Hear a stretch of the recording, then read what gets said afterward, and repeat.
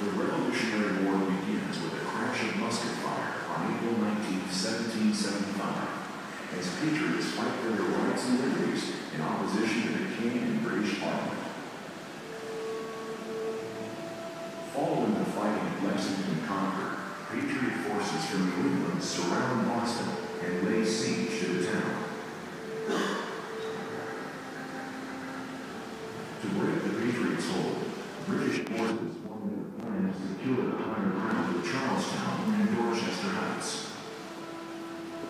Patriot spies soon learned the British strategy, and in response, a force is ordered to fortify Bunker Hill, the highest point on the Charlestown Peninsula. On June 16, 1775, Patriot leaders decide instead to fortify Breed's Hill, the hill closest to Boston. Under cover of darkness, Colonel William Prescott orders his Massachusetts militiamen to dig a redoubt with a breastwork to the rear. We worked there undiscovered till about 5 in the morning, and then we saw our danger, being against 8 ships of the line and all Boston fortified against us. Peter Brown, Prescott's regiment, Patriot.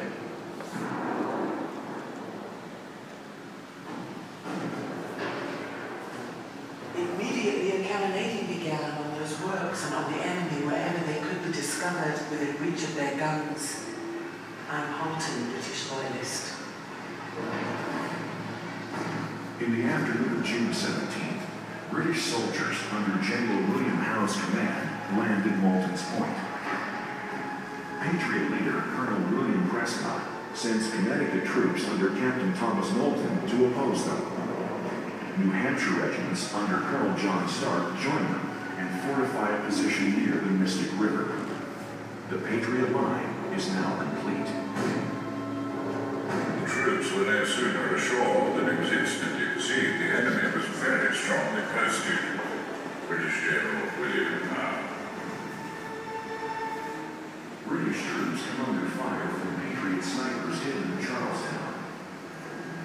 At Howe's request, warships set the town on fire. The wooden houses burn brightly, and smoke fills the sky. The destruction of Charlestown reinforces the Patriots' determination to defend their ground. We saw the fire and the sword, all the horrors of war raging. I'm Halton, British Loyalist. Howe plans to outflank the Americans by sending a column along the Mystic River shore, and a second column advancing on the rail fence through the adjacent riverside fields. At approximately 3 in the afternoon, they begin their march. As the British approach along the Mystic River beach, Stark holds his men steady at the stone wall. The Patriots hold their fire until the British soldiers are at close range. They then unleash volley after volley of musket fire. The British are driven back in disarray, marking the end of the first assault.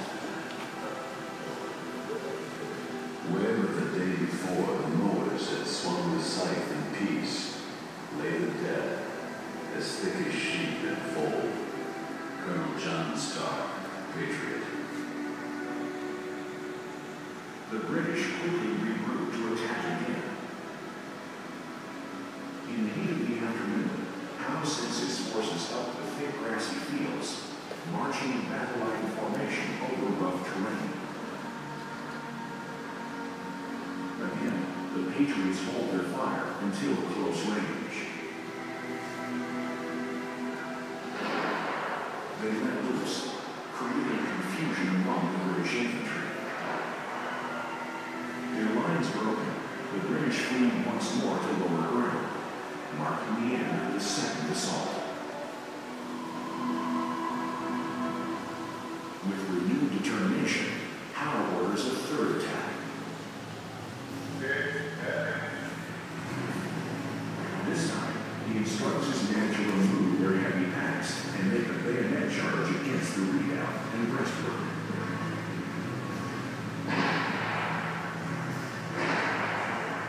Patriots pour fire into the attacking British, but their powder soon runs out. Though the Patriots fight back with rocks, musket butts, everything they have at hand, Howe's men smeller the redoubt, their bayonets forcing out the last of the defenders. Nothing could be more shocking than the carnage that followed the storming of this work. We tumbled over the dead, again at the living. British Adjutant John Waller. I was in the fort till the regulars came in, and I jumped over the walls, ran for about half a mile, when the balls flew like hailstones, cannons roared like thunder. Peter Brown, Prescott's Regiment, Patriot.